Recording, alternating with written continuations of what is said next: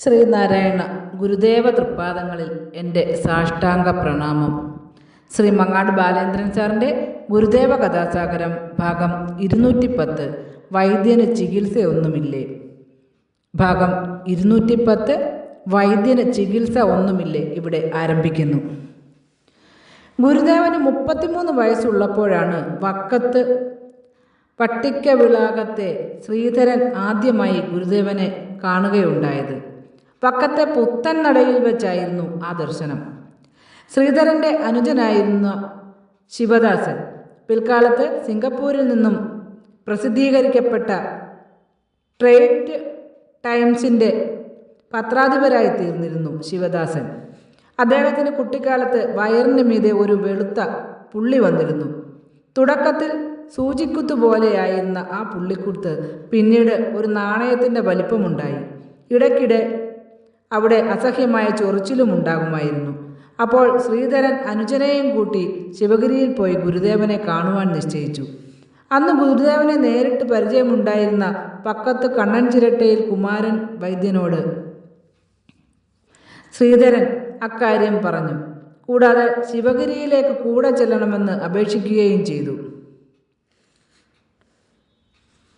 അങ്ങനെ ഒരു ദിവസം കുമാരൻ വൈദ്യനും ശ്രീധരൻ്റെ പിതാവും കൂടി ശിവദാസനെയും കൂട്ടി ശിവഗിരിയിൽ എത്തി. പർണശാലയിൽ വിശ്രമിക്കുകയായിരുന്ന ഗുരുദേവനെ കണ്ട് അവർ നമസ്കരിച്ചു. വൈദ്യൻ കുറെ കാലത്തിനു ശേഷമായിരുന്നു അന്ന് ഗുരുവിനെ കാണുകയുണ്ടായത്. അതിനാൽ വൈദ്യനെ കണ്ടപ്പോൾ ഗുരുദേവൻ ഒരു മന്ദഹാസത്തോടെ ചോദിച്ചു, വൈദ്യന് ചികിത്സ ഒന്നുമില്ലേ? വൈദ്യൻ അതിനു മറുപടിയായി ഒന്ന് പുഞ്ചിരിച്ചു. എന്നിട്ട് ശിവദാസിൻ്റെ വയറിന് മീതെ നാണയവട്ടത്തിൽ ഉണ്ടായിരുന്ന ആ വെളുത്ത പുള്ളി ഗുരുദേവനെ കാണിച്ചു.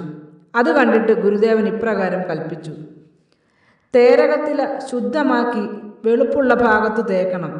അതിനുശേഷം തേനും മരോട്ടി എണ്ണയും അവിടെ പുരട്ടണം. മാണിഭദ്രം സേവിക്കുകയും വേണം. വക്കത്ത് മടങ്ങിയെത്തിയ ശേഷം അവർ ഗുരുദേവൻ അരുളി ചെയ്ത പ്രകാരം ശിവദാസനെ ചികിത്സിച്ചു. കുറച്ചു ദിവസങ്ങൾ കഴിഞ്ഞപ്പോൾ ആ പുള്ളിയുടെ വലിപ്പം കുറഞ്ഞും വെളുപ്പ് നിറം മങ്ങിയും വന്നു. പിന്നീട് അതിനുശേഷം ഭേദമായി. അതിനുശേഷം 3 കൊല്ലം കഴിഞ്ഞ് ശിവഗിരി ഇംഗ്ലീഷ് സ്കൂളിന് വേണ്ടി പണം പിരിക്കുവാനായി ഗുരുദേവൻ വക്കത്ത് വന്നു ചേർന്നു. അപ്പോൾ പുത്തൻ നടയിൽ ഇരിക്കുകയായിരുന്ന ഗുരുദേവനെ കാണുവാനും സംഭാവനകൾ സമർപ്പിക്കുവാനും ആളുകൾ കൂട്ടം കൂട്ടമായി വന്നുകൊണ്ടിരുന്നു. അതിനിടയിൽ അവിടെ എത്തിയ ശ്രീധരൻ്റെ പിതാവ് തൃപ്പാദങ്ങളിൽ 50 രൂപ പാദകാണിക്കയായി വെച്ച് നമസ്കരിച്ചു. അദ്ദേഹത്തെ നോക്കിയിട്ട് തൃപ്പാദങ്ങൾ ഒരു പുഞ്ചിരിയോടെ അന്വേഷിച്ചു, കുട്ടിയുടെ വെളുത്ത പുള്ളി മാറിയോ? മാറി സ്വാമി, ശ്രീധരൻ്റെ പിതാവ് അതിശയത്തോടെ പറഞ്ഞു.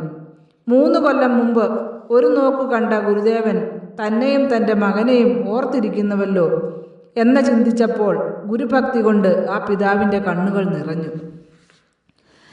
നമിച്ചിടുന്നേൻ ശ്രീ ഗുരുദേവാതവ തിരുപാദങ്ങൾ, സ്തുതിച്ചിടുന്നേൻ ഞങ്ങൾ നിത്യം നാരായണമൂർത്തേ.